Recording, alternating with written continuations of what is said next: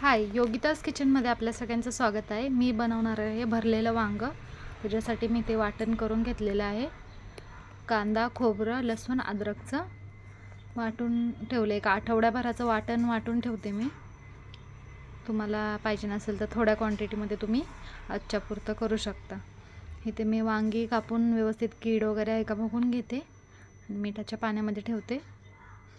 इथे शेंगदाण्याचा कूट, हळद, मीठ, धना पावडर, गरम मसाला, तिखट, लाल तिखट, कांदा मसाला घालून वाटण केलेलं आपण ते वाटण घातलं आहे. मिक्स करून घेतलं व्यवस्थित आणि भरून घेऊया आपण वांगी. मी दाखवते त्या प्रकाराने, त्या पद्धतीने तुम्ही करू शकता. हे पहा, बोटाच्या साह्याने व्यवस्थित आतपर्यंत मसाला गेला पाहिजे.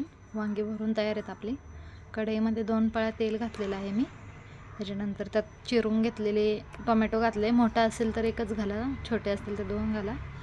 त्याच्यामध्ये वांगी घालून मस्त उलटं पालटं करून व्यवस्थित आपल्याला फ्राय करून घ्यायचं आहे. शाईन येईपर्यंत झाकण लावून पुन्हा एक वाफ काढले मी 1-2-3 मिनटाची. पुन्हा व्यवस्थित हलवून घेतले. मग त्यात उरलेला मसाला आहे आपला तो घालून घ्यायचा. मिक्स करायचे व्यवस्थित. थोडंसं प्लेट धुवून घेतले मी त्या मसाल्याची.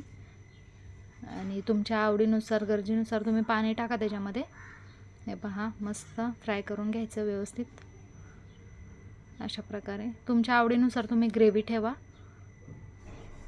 मला घट्टसर अशी ग्रेव्ही पाहिजे नव्हती, त्याच्यासाठी मी असं केलेलं आहे. वांगी पण मस्त शिजतात. एक 10 ते 15 मिनटात भाजी रेडी होते आपली. नक्की ट्राय करा तुम्ही पण. धन्यवाद.